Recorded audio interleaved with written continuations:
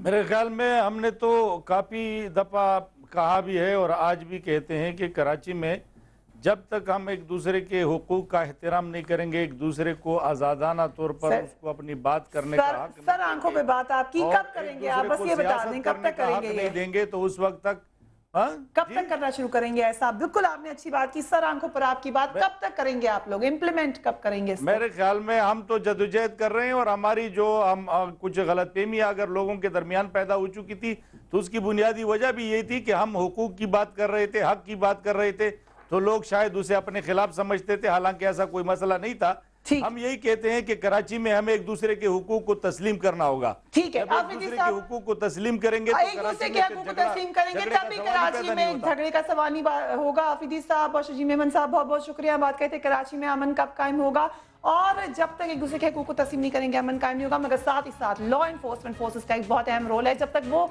आगे बढ़ के इन हालात को सही तरीके से अपने हाथ में नहीं लेंगे, रिस्पॉन्सिबिलिटी जिसकी है वो उस रिस्पॉन्सिबिलिटी को नहीं उठाएगा, तो शायद कराची का अमन वापस नहीं आएगा। लेकिन हम चाहते हैं कराची का अमन वापस आए।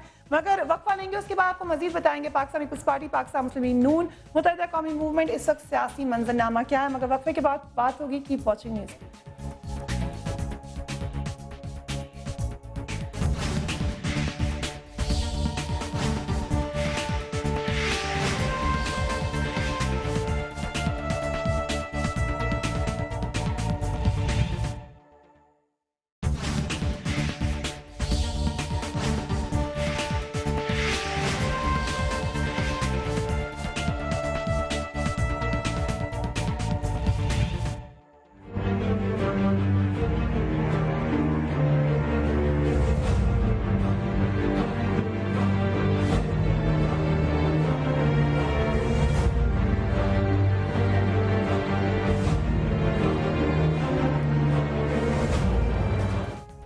मुस्लिम लीग नून का ग्रैंड अपोजिशन का अरमान तो पूरा नहीं हो सका, मगर कुछ तज्जियाकारों के मुताबिक अभी भी मुस्लिम लीग नून ने हुकूमत गिराने की अपनी ख्वाहिश को शायद खत्म होने नहीं दिया। हुकूमत आदलिया के दरमियान मुतवक्का महाजराई पर भी मुस्लिम लीग नून आदलिया की हिमायत में आवाज बुलंद करती नजर आ रही है। कल भी पार्लियामेंट के बाहर मियां नवाज शरीफ हर कीमत पर आदलिया का साथ देने का अज़म दोहराते नजर आए। उन्होंने क्या कहा, पहले जरा देख लीजिए।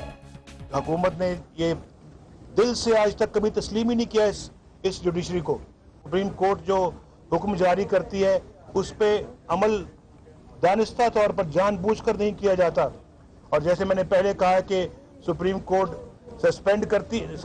उसको बहाल करती है, हुकूमत सस्पेंड करती है, हुकूमत सस्पेंड करती है, वो बहाल करते हैं।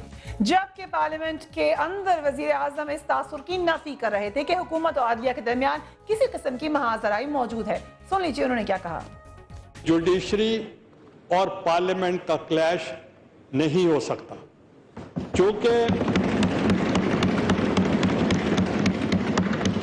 पार्लियामेंट ही वो फोरम है जिसने आइन दिया और पार्लियामेंट ही वही फोरम है जो आइन को बहाल किया। आप एक्सेप्ट कर लें कि you are the opposition, we are the government. जब तक आप मेंटली एक्सेप्ट नहीं करेंगे तो आप मुतमैन नहीं हो सकते।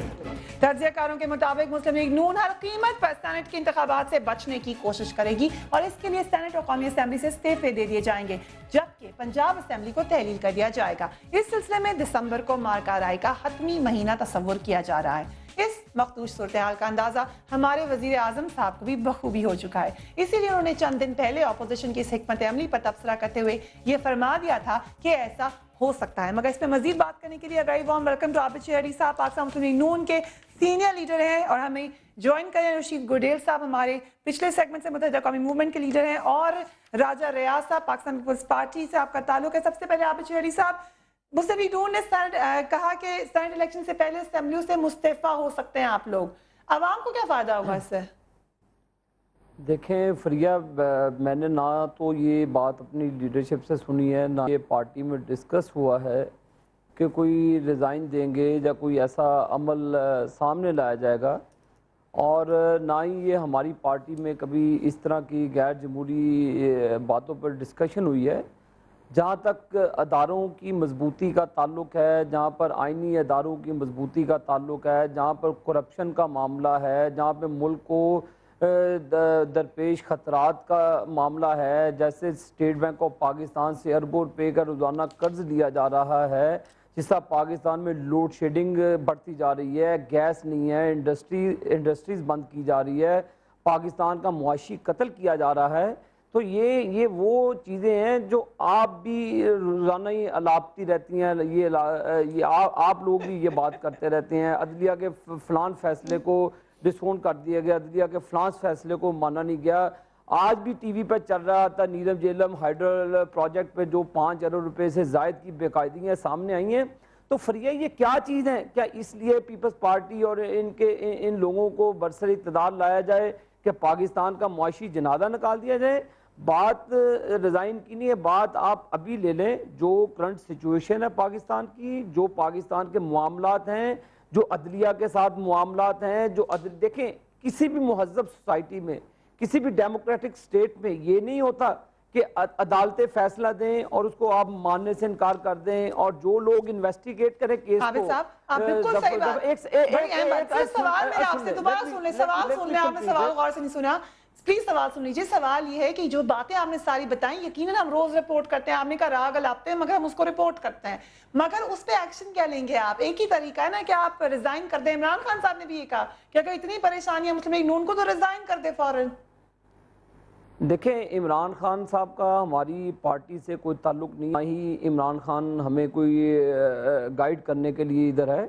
पाकिस्तान मुस्लिम लीग इंडिपेंडेंट जमात है और उसके फैसले खुद मुख्तार होते हैं। और रही बात फैसलों की, और रही बात जो मियाँ साहब ने भी कहा कि अगर हुकूमत सही रास्ते पे नहीं आती तो बड़े ऑप्शन है, लॉन्ग मार्च भी है, अवामी जो गुस्सा है वो भी सामने है। तो जो हमारे राइट्स हैं वो हमें कोई नहीं रोक सकता, ना पीपल्स पार्टी रोक सकती है, ना कोई रोक सकता है। अगर अवाम का गैसो गुस्सा इन हुक्मरानों के याशियों के लिए है तो वो ठीक है। अगर पीपल्स पार्टी की डायरेक्शन ठीक नहीं है तो हम हर वो स्टेप लेंगे जो पाकिस्तान की कौम की मफाद में होगा, जो अदारों के मफाद में होगा, जो खुद मुख्तार पाकिस्तान की सलामती के हक में होगा। जो भी स्टेप लेंगे वो सिर्फ और सिर्फ अवाम के इदारों और अवाम के मफाद में होगा। राजा रियाज साहब, अगर फर्ज करें कर ही देते हैं, इस्तीफा दे ही देते हैं पाकिस्तान मुस्लिम लीग नून वाले, तो फिर आप लोगों के पास क्या ऑप्शन रह जाएगा? जी शुक्रिया फरिया। पहली बात तो ये है कि पाकिस्तान की सियासत में करप्शन का आगाज जो है वो मियां नवाज शरीफ ने किया है जनरल जलानी के साथ मिलके।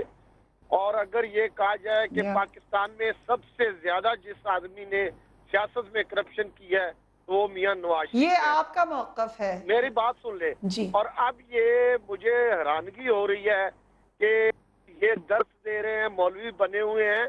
मैं आपको कहूं कि अदलिया पे हमला किसने किया है? अदलिया पे बकायदा लिटरली हमला किया गया और मुस्लिम लीग नून के कारकुनों को उसमें प्रेजेंट में आ जाए राजा रियाज साहब, अभी के पास आ जाए, पुरानी बातें खोली तो लंबी बात खुल जाएगी। जस्टिस जुवेद इकबाल परसों रिटायर हुए हैं और उन्होंने कहा जी कि पाकिस्तान पीपल्स पार्टी की हुकूमत अदलिया के तमाम फैसलों पर अमल करती है। अब इसके बाद जब अदलिया के एक रिटायर्ड होने वाले जज अगले दिन ये बयान दे रहे हैं तो उसके बाद मुझे नहीं समझ आती कि ये कौन सी बातें कर रहे हैं, किस दुनिया में रह रहे हैं। कल मियां नवाज शरीफ पहली दफा पार्लियामेंट में आए हैं और 35 MNA ने अदम एतमाद किया है मियां नवाज शरीफ पे। मुस्लिम लीग नून के 35 MNA उस मीटिंग में आए ही नहीं। तो अब ये ज़हनी तौर पे तनहा हैं, इनके पास कोई इस वक्त सोच नहीं है। इन्हें कुछ MQM की तरफ ये भागते हुए गए, बड़ी पुरानी बातें भूल के, जिस तरह आप कह रही है भूल जाए, भूल के गए, वहां से इनके मुंह पे जो कालक अच्छा नहीं, ये मैं इस तरह के अल्फाज अगर ना इस्तेमाल करें राजा साहब, क्या आपके शर्मिंदगी उठानी पड़ी? ये मैं पूछ लेती हूँ उनसे, आबिद साहब से भी पूछ लेती हूँ, आप लोगों के क्या मामला है नहीं भाई? MQM से पूछ लेते हैं ना राजा साहब, आपके पास वापस आ रही हूँ, आपके पास। जी फरमाइए। जो शर्मिंदगी MQM के पास जाके मुस्लिम लीग नून को ही है वो पूरी कौम ने देखी।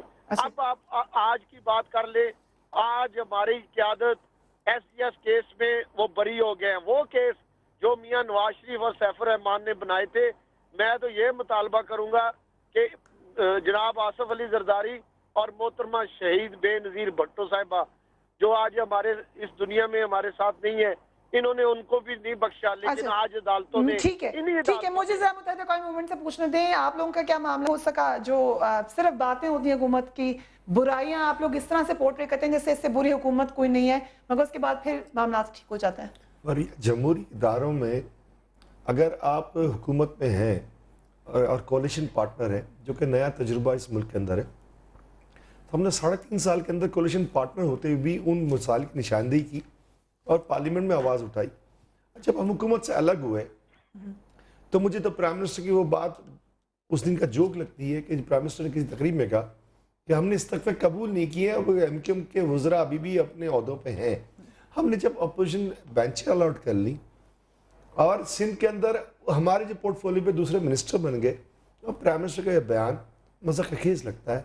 और जो अभी आपने क्लिप दिखाया कि ये बात मान ले कि आप अपोजिशन में, हुकूमत में, कोई भी हुकूमत में सदा रहने के लिए नहीं आया और कोई भी ऑपोजिशन में हमेशा रहने के लिए नहीं आया। और आवाम के काम करो, आवाम के मसले हल करो, पाकिस्तान के फिलहाल मसले हल करो। आपने इस्तीफों की बात को तो रद्द कर दिया, मान लो मैं रद्द कर दिया आपने, ये ऑप्शन नहीं है।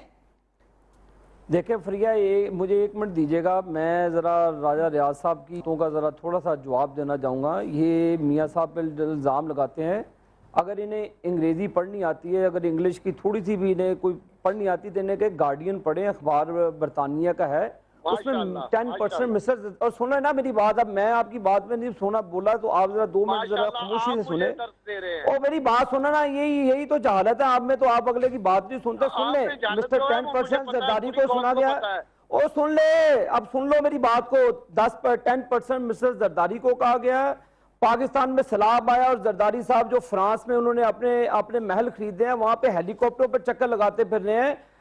जो आपने बिल्डिंगें खरीदी हैं, आपके वुजरा करप्शन के केसेस में अंदर है। आप में तो इतनी शर्मिंदगी नहीं है, इतनी नदामत नहीं है कि आप उनसे रिजाइन मांग लें।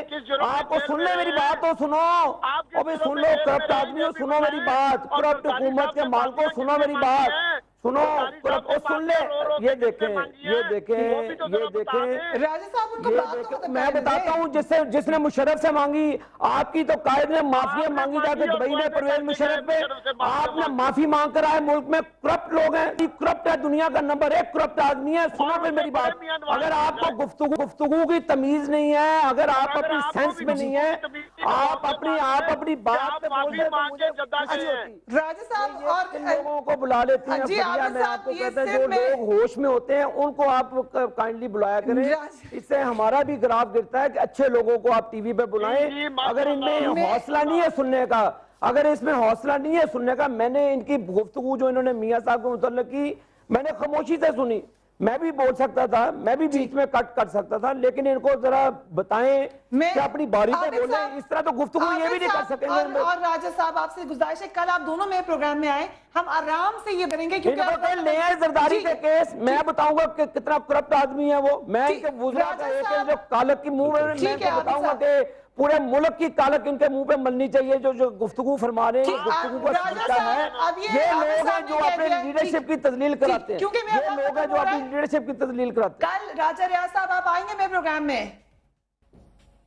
कहाँ पे जी? ये जी, नहीं आ ठीक है। सकते, राजा ये भाग रियाज साहब जाएंगे, इनमें और शर्मिंदगी आबिद है। शरीफ साहब, ये ना हमारे शहर में हमें फेस कर सकता है, ना मुल्क की सियासत में ठीक फेस है, कर सकता है। राजा रियाज तो साहब और आपने आबिद शरीफ माफी साहब मांग कर आए, मुल्क दोनों में ने कह दिया करप्ट लोग हैं आप है कि लोग। कल आप दोनों मेरे प्रोग्राम में आएंगे और हम करप्शन की ये जो ये इल्जाम कभी भी नहीं आएगा, ये भाग जाएगा मेरे से। माफी मांग के सदा भाग जाएंगे। और भाग्य तू माफी नहीं, मांग आप कर दोनों आए, को, आबिद शरीफ साहब, सब चोर राजा हैं। रियाज साहब, आप दोनों को दावत है कि आप दोनों कल मेरे प्रोग्राम में मौजूद होंगे। हम इसको कंटिन्यू रखेंगे और जानना चाहेंगे कि करप्शन के इल्जाम एक दूसरे पे लगाकर सिर्फ आवाम को कंफ्यूज ना किया जाए। अगर फैक्ट्स हैं आपके पास तो फैक्ट्स लेकर आइए और बताइए आवाम को कि सच और झूठ क्या है, क्योंकि अब वक्त आ गया है कि पाकिस्तान की आवाम को सच बता दिया जाए। फरियाद, इस नई टीम को इजाजत दीजिए, अपना ख्याल रखिएगा। Write to us on Newsbeat, SMR.TV। Take care, अल्लाह हाफ़िज़।